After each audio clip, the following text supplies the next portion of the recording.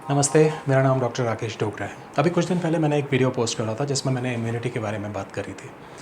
उसमें मैंने कहा था कि बैलेंस डाइट जो आप सबको पता है, उसके साथ साथ रेगुलर फिजिकल एक्सरसाइज, वो भी जो कि ज़्यादातर लोगों को पता है पर हो सकता है अमल ना करते हों, ये अलग बात है। इसके साथ मैंने नींद की बात करी थी। ये 3 चीज़ें जो हैं आपकी एक अच्छी फिज़िकल क्वालिटी और इमोशनल क्वालिटी ऑफ लाइफ को बढ़ाने में हेल्प करती हैं और आपकी इम्यूनिटी स्ट्रॉन्ग करने में मदद करती हैं।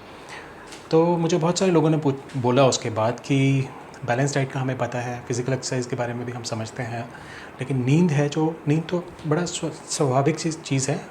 वो तो मतलब नींद के बारे में क्या करना है। कुछ लोगों का ये भी कहना था कि हमें तो आराम से नींद आ जाती है। ऐसे कम लोग थे, लेकिन बहुत सारे लोगों ने ये पूछा कि अच्छी नींद लेने के लिए क्या करें। तो आज मैं सिर्फ़ और सिर्फ नींद के बारे में कुछ बात करने आया हूँ। हो सकता है आज की टॉक में हम सारी चीज़ें ना कवर कर पाएँ। मैं कुछ और वीडियोज़ बनाऊँगा जिसमें हम नींद के बारे में और बात करेंगे, जो कि बहुत ज़िंदगी का एक बहुत ही सुखद और इम्पॉर्टेंट हिस्सा है। तो नींद के बारे में मैं ये कहना चाहता हूँ कि ऐसे बहुत से लोग हैं जिनको नींद आने में कोई दिक्कत नहीं रहती। वो कहीं भी सो सकते हैं, फर्श पे सो जा सकते हैं, बेड पे सो सकते हैं। ये हो सकता है उन लोगों के लिए इतना मददगार ना हो जो मैं अभी बोलने जा रहा हूँ, लेकिन उन बाकी सब लोगों के लिए, उन लोगों को भी खैर इन प्रिंसिपल्स को यूज़ करना चाहिए।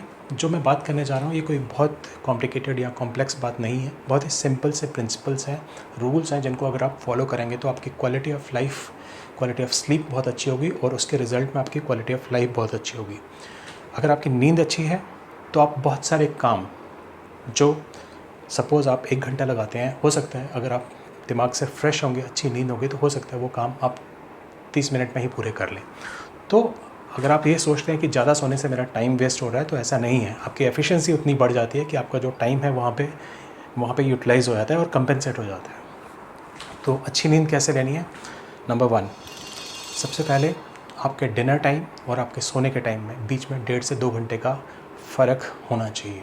ये सबसे सिंपल और इम्पॉर्टेंट एस्पेक्ट है। मैं बहुत सारे लोगों को जानता हूँ जो खाना खाते ही बेड पे लेट जाते हैं और सोने के लिए चले जाते हैं। ये ऐसा बिल्कुल ना करें। ये बहुत ही अनहेल्दी हैबिट है, अनहेल्दी प्रैक्टिस है। आप अपना डिनर टाइम उसी तरह से प्लान करो, क्योंकि ज़्यादातर लोगों का सोने का टाइम फ़िक्स है, और अगर नहीं है तो उसे फ़िक्स करिए। डिनर टाइम और आपके सोने के समय में 1.5 से 2 घंटे का फ़र्क होना बहुत ही इम्पॉर्टेंट है। नंबर 2, आप अपना सोने का टाइम और जगने का टाइम को फ़िक्स रखिए। आप ये मत सोचिए कि अब छुट्टी है, कल संडे है, या कल मुझे कहीं नहीं जाना, ऑफ़िस नहीं जाना, स्कूल नहीं जाना, तो मैं सुबह 7 बजे की बजाय मैं 11 बजे उठूँगा या उठूँगी। तो ये एक जो है गलत प्रैक्टिस है। इससे आपका जो है बॉडी और माइंड जो है ट्रेन नहीं हो पाता, एक कोई पैटर्न नहीं बन पाता। तो आप अपना सोने का टाइम और उठने का टाइम फ़िक्स रखिए।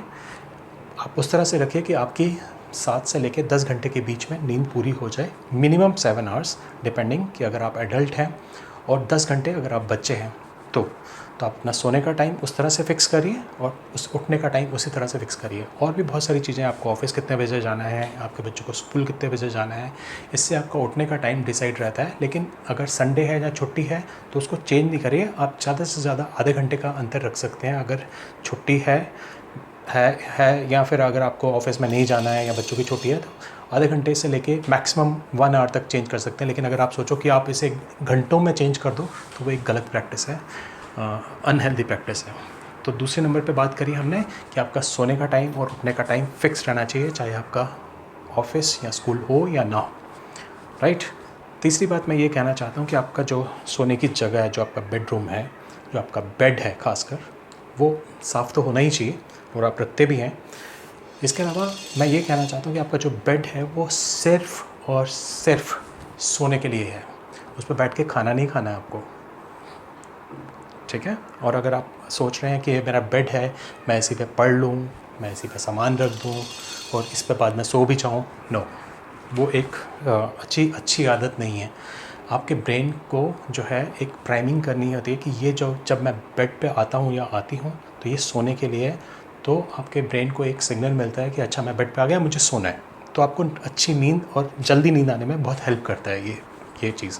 आप में से बहुत सारे लोग कहेंगे कि हमारे पास तो ऐसी कोई जगह ही नहीं है कि हमारे पास एक ही रूम है, तो हो सकता है मैं जो प्रिंसिपल्स आपको बता रहा हूँ वो सभी के सभी आप अप्लाई ना कर सकें, लेकिन जितने ज़्यादा से ज़्यादा कर सकते हैं वो आप ज़रूर करिएगा। ऑलराइट, इसके अलावा अगले पॉइंट ये है कि सोने से पहले किसी भी screen device, phone, tablet, computer, TV जो है, इसका इस्तेमाल लगभग 1.5 से 2 घंटा पहले जो है बंद कर देना चाहिए आपको। और इन एनी केस अगर आप नहीं भी सो रहे हैं तो भी दिन में जितना रिस्ट्रिक्ट कर सकते हैं उतना रिस्ट्रिक्ट करना चाहिए, लेकिन सोने से पहले तो आपको ज़रूर 1.5-2 घंटा पहले स्क्रीन से हट जाना चाहिए। बच्चों के लिए तो ये और भी ज़रूरी है, क्योंकि उसकी जो लाइट रहती है वो आपके जो नींद आने की जो प्रक्रिया है उसके साथ इंटरफेयर करती है, तो आपको जल्दी से नींद इनिशिएट नहीं होती, आती नहीं है। और जब आती है तो आपको जो है डीप स्लीप में कभी नहीं जाते हैं, आप बार बार उठते हैं। एक तो पहली बात तो नींद में इनिशिएशन में प्रॉब्लम आती है, नींद शुरू करने में प्रॉब्लम आती है। तो आप स्क्रीन से दूर रहिए। वो किसी भी तरह की स्क्रीन हो सकती है, फ़ोन भी हो सकता है, टीवी भी हो सकता है, कंप्यूटर भी हो सकता है, लैपटॉप भी हो सकता है, कोई भी गेम भी हो सकती है, कोई कंप्यूटर गेम भी हो सकती है। तो इन सब चीज़ों से आप 1.5-2 घंटा पहले दूर हट जाइए। ऑलराइट, ये आपको बहुत मदद करेगा। इसके बाद जब हमने ये बात कर ली, तो सोने के लिए एक बेडरूम में एक टेम्परेचर जो है फिक्स रहना है। जिन लोगों के पास एसी की सुविधा है तो वो अपने बेडरूम का टेम्परेचर कंट्रोल रख सकते हैं 25 डिग्री के आसपास। बहुत ज़्यादा ठंडा या बहुत ज़्यादा गर्म जो है आपको अच्छी नींद लाने में थोड़े से मतलब उसमें बाधा ज़रूर डाल सकता है। तो कंट्रोल टेम्परेचर ज़रूर रहना चाहिए। एक और बात, सोने से पहले जो आपका जो मील है, जो डिनर है, मैंने टाइम के बारे में तो आपको शुरू में बताया था, वो बहुत हैवी या बहुत रिच ऑयली नहीं होना चाहिए। आपको लाइट जो है डिनर करना है, लेकिन इसका मतलब ये नहीं है कि आप भूखे सोएंगे। अगर आप भूखे हैं तो आपको कभी अच्छी नींद नहीं आ सकती। आपको खाना ठीक से खाना है। हम ओवर ईटिंग की बात कर रहे हैं कि आपको ओवर ईटिंग नहीं करनी है, और जो खाने का जो नेचर है, जो बहुत ऑयली या बहुत ज़्यादा रिच खाना आपको डिनर में नहीं लेना है।